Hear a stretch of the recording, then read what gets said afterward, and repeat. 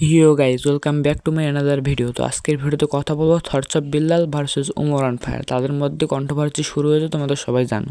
উমরান ফায়ারকে তোমরা সবাই চেনো। সে এমনিতে ফানি কন্টেন্ট বানায় হাসানোর জন্য মানুষকে, সেইভাবে একটা কন্টেন্ট বানিয়েছে।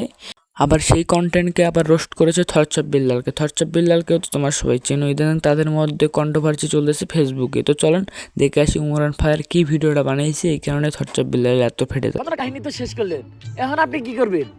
ভাবতাছি বই লেখমু একটা, পাবলিকরে ভোদাই বানানোর গর্জন। ব্যবসা খারাপ না, পাবলিক ভোদাই হতে চাইলে আমি বানাবো। পাবলিককে ভোদাই বানানোর এই উপায় পুরো দুনিয়াকে জানাবো। পাবলিক ঠিকই আমাকে বিশ্বাস করবে, ভাববে আমি থেকে যাব, কিন্তু না, তাদের পুং মারা শেষ হয়ে গেলে ঠিকই আমি পালাবো। পাবলিককে ভোদাই বানানোর গর্জন, পৃষ্ঠা নাম্বার 14 এখন আসলাম মূল পয়েন্টটা হইতেছে উমরান ফায়ার থটস অফ বিল্লালকে এভাবে রোস্ট করলো। এটা দেখে অনেকে আবার বলতেছে উমরান ফায়ার নাকি ভিউ কম, এই কারণে সে এগুলো নিয়ে কথা বলতেছে। আরও কত কি এগুলো দেখে উমরান ফায়ার কিছু বলতেছে না অবশ্যই, কিন্তু তার ফ্যান ফলোয়ার আরও যাবতীয় বলেন সবাই এগুলো বলতেছে। আর থটস অফ বিল্লাল নাকি উমরান ফায়ারকে চেনে না, আরও কত কিছু সবই বলতেছে।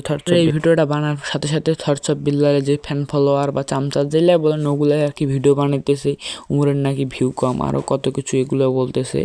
আর হ্যাঁ, আমি একটা কথা সবসময় বলতে থাকি যে উমরের কখনো ভিউয়ের সমস্যা হয় না, আর উমর কখনো ভিউ নিয়ে টানাটানিও করে না। তার ভিউ অলমোস্ট থাকে, এটা নিয়ে কোনো মাথা ঘামানোর চিন্তা নাই তোমাদের।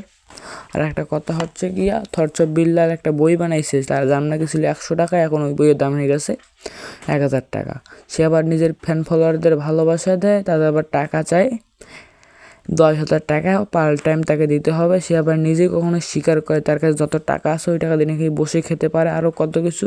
আবার সেই আবার টাকা চায় তার অডিয়েন্সের কাছে, একদিন থাকবে 10,000 টাকা। এটা কোনো কথা? এই কারণে তাকে উমরান ফায়ার রোস্ট করছে। তো গাইজ, এটা আমার নতুন চ্যানেলটি সাবস্ক্রাইব করবেন ও ভিডিওটা একটি করে লাইক দিবেন ও সুন্দর করে কমেন্ট দিয়ে করে যাবেন ও নেক্সট ভিডিও কাকে নিয়ে দেখতে চান।